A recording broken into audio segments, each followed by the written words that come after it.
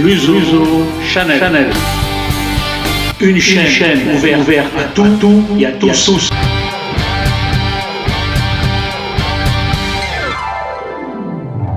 Salut à toi, terrien de la planète web. Les fake news.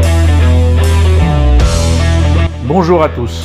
Quand le politique, l'économique et le journalisme aiment à manipuler la foule. Si vous voulez censurer Internet sans faire d'histoire, il vous suffit de qualifier les articles qui vous déplaisent de désinformation. Les fake news. You are fake news. Fake news. Sir. Les élites vivent dans le déni de leur incompétence, de leur liaison au monde financier et la peur d'être pris la main dans le sac. Alors ils mettent en place un bouc émissaire, les fake news. You are fake news. Sir. Fake news. Et peu importe la liberté de pensée et d'expression, contre les attaques, ils ont une arme que nous n'avons pas, celle de créer des lois afin de protéger leurs intérêts. Face à la menace que constitue la manipulation de l'information, il nous est impossible de ne rien faire. Avec le texte de loi discuté aujourd'hui, nous agissons. Je crois qu'il est naïf de croire que des êtres maléfiques manipulent des gens sur les réseaux. Pour la plupart, ils expriment leurs ressentis dans un espace qu'ils n'ont jusqu'à l'arrivée des réseaux sociaux jamais eu, celui de faire entendre leur opinion. Visiblement, cela dérange. Ma question, les fake news viennent-elles uniquement des réseaux sociaux ? Je n'ai pas, monsieur le député, je n'ai jamais eu de compte à l'étranger. Le mensonge a toujours été courant aussi bien dans la presse que chez les politiques, quel que soit leur bord, ainsi que les hommes d'affaires et les concepteurs de systèmes des GAFA. Souvenez-vous du million d'emplois promis par le patron du MEDEF de l'époque, Pierre Gattaz. Alors, sur le million d'emplois promis par le MEDEF, d'abord je vais vous dire que Paris gagnait sur la première année. Je rappelle que BlackRock est un gestionnaire d'actifs. Donc BlackRock ne s'occupe pas des pensions de retraite. On gère les retraites des enseignants du Texas et des pompiers de New York.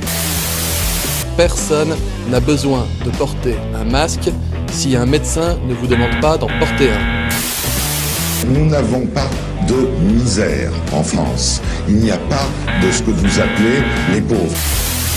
En France, on n'a pas d'épidémie au sens médical du terme. Il faut vivre avec le virus.